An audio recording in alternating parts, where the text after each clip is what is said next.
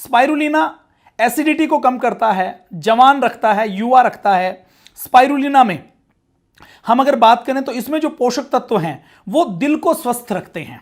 Spirulina के अंदर कुछ ऐसे तत्व हैं जो कोलेस्ट्रॉल के लेवल को कम करते हैं, बीपी को कंट्रोल करते हैं।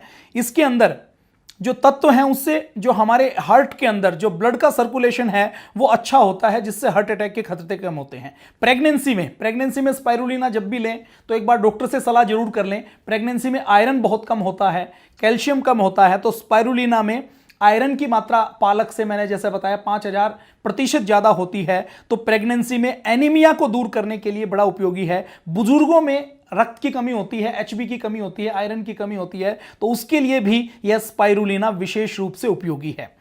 त्वचा के लिए, स्किन के लिए यदि हम बात करें तो स्किन की टोन को ठीक करता है। स्पाइरुलिना में जो जरूरी विटामिन हैं वो सारे पाए जाते हैं। Vitamin A, vitamin B6, vitamin B12, vitamin E, phosphorus, iron, calcium, ये पाए जाते हैं और ये स्किन की टोन को चमकदार बनाते हैं। हम कई बार देखते हैं ना कुछ लोगों की स्किन डल होती है, कुछ लोगों की स्किन की टोन बहुत अच्छी होती है, जवान दिखती है, तो ये काम ये स्पाइरुलिना करता है। इसके साथ साथ शुगर में, जिनको शुगर है, मधुमेह है, उसमें भी स्पाइरुलिना काफी काम करता है। शुगर के लेवल को नेचुरली कम करता है। हमारी बॉडी में कहीं इन्फ्लेमेशन होती है, सूजन आ जाती है, उस सूजन को कम करता है, रक्तचाप और कोलेस्ट्रॉल को नीचे लाता है। अल्सर में, जिनके पेट में अल्सर हो जाता है, उसमें इसके अंदर जो स्पाइरुलिना के अंदर जो प्रोटीन होती है, देखिए जो प्रोटीन बनती है ये प्रोटीन एमिनो एसिड से बनती है। उसमें से कुछ एसेंशियल एमिनो एसिड होते हैं जो हमें केवल खाने से मिलते हैं, कुछ एमिनो एसिड ऐसे होते हैं जो हमारी बॉडी खुद प्रोड्यूस करती है।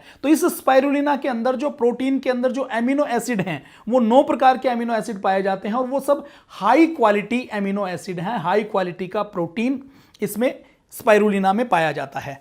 हमारे पेट में अल्सर होता है तो पेट में छोटी आंत बड़ी आंत के अल्सर में इसके अंदर जो क्लोरोफिल पाया जाता है वो हमारे डाइजेस्टिव सिस्टम को ठीक करता है। कैंसर में भी ऐसी चीज़ें पाई गई हैं। कई बार डॉक्टर हमें कहता है कि आपको तो कमजोरी है, विटामिन कम है, विटामिन बी कम है, ई कम है, विटामिन डी बॉडी हमारी खुद बनाती है, लेकिन जब हम इस प्रकार के नेचुरल प्रोडक्ट लेते हैं तो हमारी बॉडी के अंदर विटामिन बी बनने की जो प्रक्रिया है वो तेज हो जाती है।